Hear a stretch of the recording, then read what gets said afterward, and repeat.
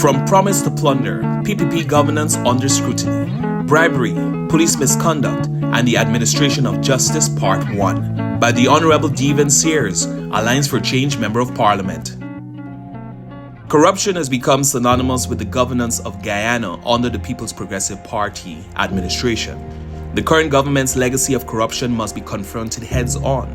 Civic engagement, coupled with government action, is the only prescribed cure for what ails our beautiful Guyana.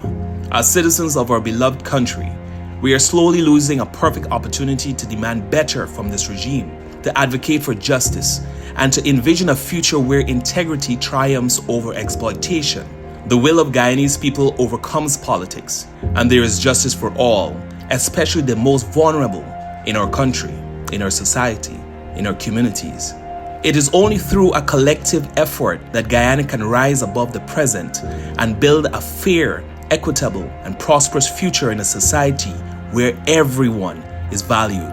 The 2024 Corruption Perception Index (CPI), released by Transparency International on February 11, 2025, ranks Guyana 92nd out of 180 countries, with a score of 39 out of 100 below the global average of 43.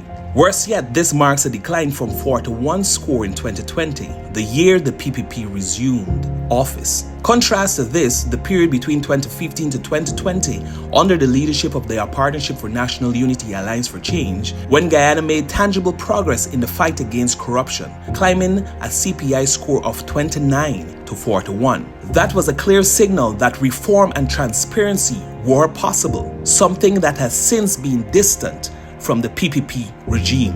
Transparency International CPI measures critical areas such as bribery, abuse of power, police misconduct, and judicial integrity. Under the current regime, all of these have deteriorated. Bribery and pay-to-play politics. A consultant close to the PPP administration allegedly earns $25,000 per engagement, simply to secure access to lucrative contracts for foreign nationals and diasporians. This gatekeeping based on wealth and connections is the antithesis of fair governance. Police abuse and cover-ups.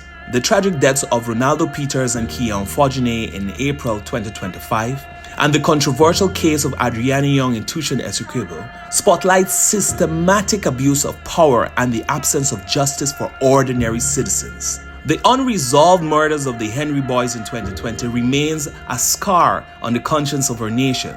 A justice system that serves selectively is no justice at all. And I cannot fail to mention the corruption of Guyana's procurement sector is rampant, with contracts frequently awarded through political favoritism, sole sourcing, and a lack of transparency. Media personality Michael Guyanese Critic Rodriguez, a vocal PPP supporter, was awarded $865 million in contracts in 2023 and another undisclosed contract in 2024, despite reportedly not meeting procurement criteria.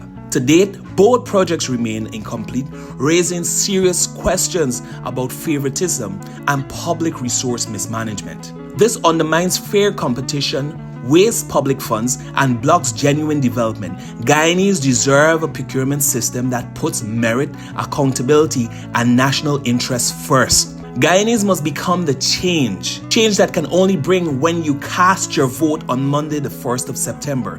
Change that will demand respect from Venezuela, Suriname, and other countries that attempt to threaten our territorial integrity. Any external force that fictitiously believes that they can exploit our resources without checks and balances. We have to send a clear message that Guyana is not for sale. Change that demands that Guyanese come first. Change aimed to reducing corruption and enhancing accountability, integrity, and providing positive global recognition for our nation. Better must come. Guyana's future cannot be held hostage by those who trade public wealth for private gain. We must rise together across regions, races, and religion to demand the leadership we deserve. Let's build a society where transparency reigns, justice prevails, and every Guyanese has a stake in our nation's success.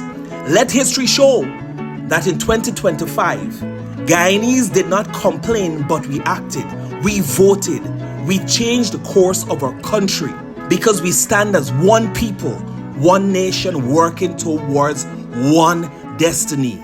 Vote for change.